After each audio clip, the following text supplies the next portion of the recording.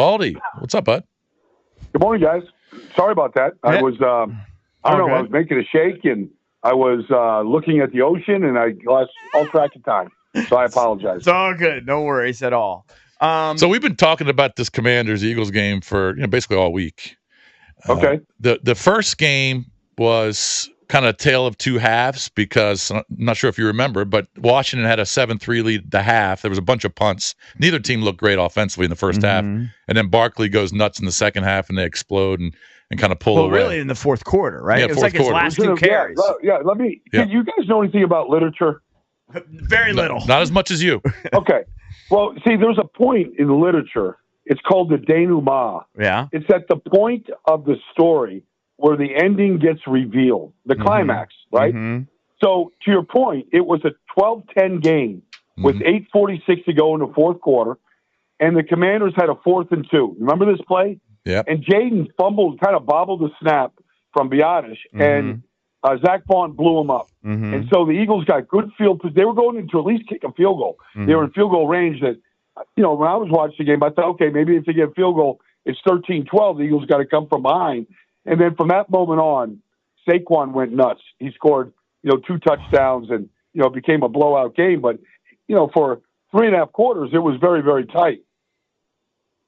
It was. Right. So what does that bode for this game? Because that was one of the first games when Jaden was kind of dealing with his rib injury. Yep. And so he clearly wasn't 100%. We've seen him play better here the last few weeks. Now we add a guy like Lattimore, who I don't know if he's necessarily going to help against Barkley a lot.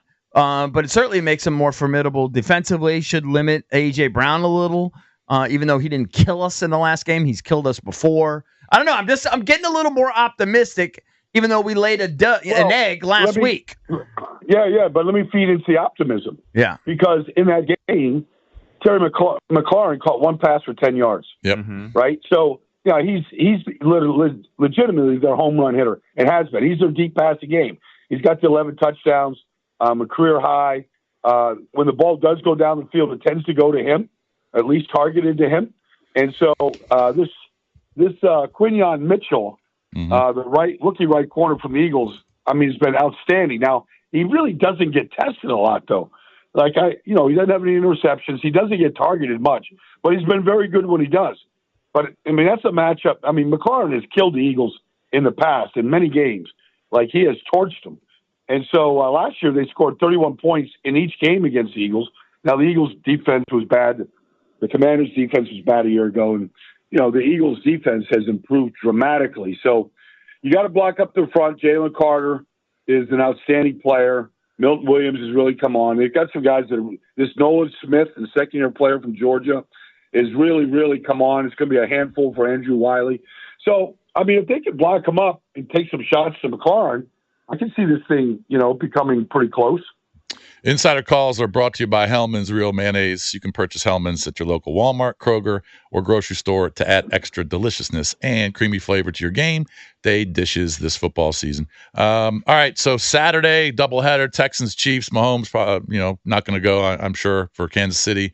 But both of those teams have already clinched. They're in. Chiefs still trying to hold on to that number 1 overall seed. Steelers-Ravens, though, the 4:30 game. Steelers already beat the Ravens. This is for the division for the Steelers. They got some injuries they're dealing with Pickens and T.J. Watt. Your thoughts on this one in Baltimore? Well, I was there for that first game a couple weeks ago in Pittsburgh. And Pittsburgh, they have to take the ball away. Their offense is very limited, especially without Pickens. They were awful last week. And I thought they'd be awful against the Eagles. But it was never really a competitive game. Just because Pittsburgh's offense is, they try to run the ball as much as they can. They're not very good at it. They have some moments of success. And then Russell Wilson without Pickens, it was just a check down game. The Eagles just tackled a check down. I like the Ravens in this game. I think their offense has a lot more explosion to it. It's got Lamar. They take their shots down the field. Bateman was huge last week. I just think with the Steelers without Pickens, their offense doesn't have a whole lot of juice to it. And I think they can overcome the loss of TJ a little bit if he can't go. Herbig has been really good. Highsmith is good. Preston Smith is fine. I think as long as they're taking the ball away like they did against Lamar and the Ravens couple weeks ago, I think they could have a chance to win it, but Ravens know they got to protect the ball against his team. Where do you stand on the MVP debate? Because I'm actually kind of shocked that so many people are leaning Josh Allen. Not that he's not amazing, but I thought like Lamar's year has been like incredible. Why wouldn't he be the leader in the clubhouse at this point? I don't know. I mean, one team is 12-2, the other team is 8-5.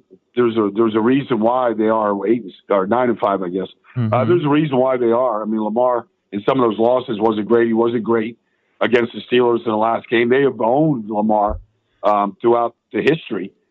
He's really struggled against the defense, but I can't think of an argument against Josh Allen right now. In some of these biggest games, put up 90 points in the last 2 weeks. He's scored 10 touchdowns. He's run for 5 and thrown for 5. Mm-hmm. I mean, there's nobody that's putting up those kind of numbers right now. Joe Burrow, but he's playing on a bad team. We'll see. Maybe if they win out and get to 9-8, maybe he can certainly beat it. He's got 36 touchdown passes, limited interceptions. He's been outstanding. He scored 40, like almost 40 against the Ravens twice and lost. That's kind of hard to do sometimes in this league. Your thoughts on Cousins finally being replaced for Michael Penix? Well, I mean, people kept telling me that he was in a slump. And I'm like, that's not a slump. This is a declining player. They threw one touchdown pass in the last month to Drake London when he was wide open last week. All of us could have thrown that pass. I thought the only chance the Falcons had of winning that division was if they made the change to Michael Penix Jr.